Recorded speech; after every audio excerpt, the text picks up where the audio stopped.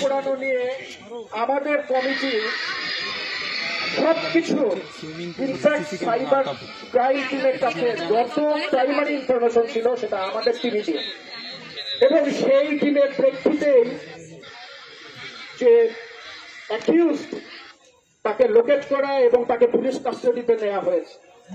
এরপরে চুপ করো, এরপরে সে জেলখানায় আছে, মামলা চলমান। তোমরা আশা করো যে জেলখানার দায়িত্ব এবং মামলার দায়িত্ব এবং আদালতের দায়িত্ব বিশ্ববিদ্যালয় পালন করবে? এইটুকু যদি না বোঝো এখানে কেন করতে এসছো? যাদের যে দায়িত্ব পাবে সেটা পালন করতে হবে।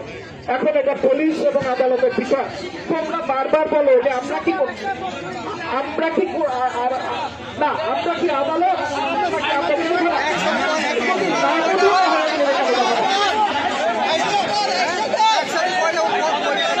এই বিষয়ে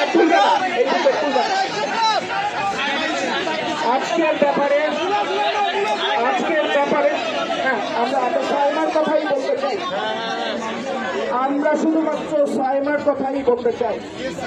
সাইমার ব্যাপারে এইখানে যে সময়টা আমরা ব্যয় করছি, তোমরা ব্যয় করছো, আমরা সবাই ব্যয় করছি, তোমাদের আবেগ, ভালোবাসা, তোমাদের বঞ্চনা, বিভিন্ন জায়গাতে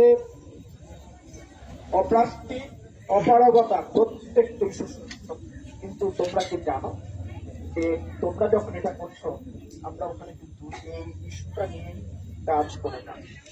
আমাদের কাজ করতে দাও, আমাদের কাজ করতে দাও। এবং আমি ওখানেও বলে